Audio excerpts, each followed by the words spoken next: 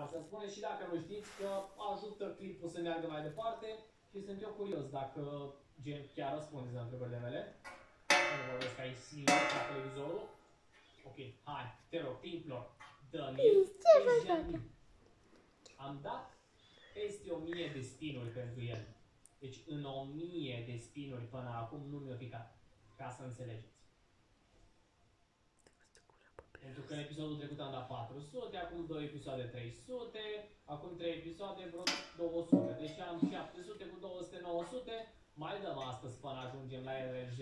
Deci 1000 de spinuri pentru un schimb. Wow. Ok, nu mi-a picat. Te rog, hai, Alexandru Toma, adune noroc să ne pice bucătarul roșu. Că nebunesc. Dacă îl pun eu aici și îmi pică mie așa, fiți atenți. Ia vezi. Ia vezi, cum ar fi să pice acum? Vezi că-i place să răduți, băgă în urechi. Yeah! Mi-a picat bucătarul roșu! Nu, n-a picat. N-a picat bucătarul.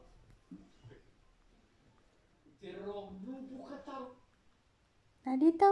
Că nebunesc. Lalito? Dacă nu-l pun eu aici și îmi pică mie așa, fiți atenți. Îl pișcă de Ia jos. vezi. Ia vezi, cum ar fi să pice acum? Yeah! Mi-a picat bucătarul roșu! Nu, n-a picat. N-a picat bucătarul. Te rog, nu bucătarul normal, bă, mi-a picat ăsta de nu mai pot înnebunesc, de câte ori îmi pică, nu-l mai vreau, lasă-ne cu bucătarul normal. Uite, te fac mai mare, frate. Te fac mai mare, te pun aici în colț, unde vrei să... Ce faci, dragă? Se uite la cameră. Ce faci tu acolo?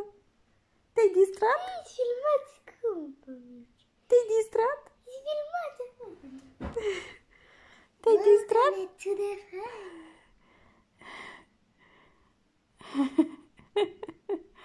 Te-ai distrat?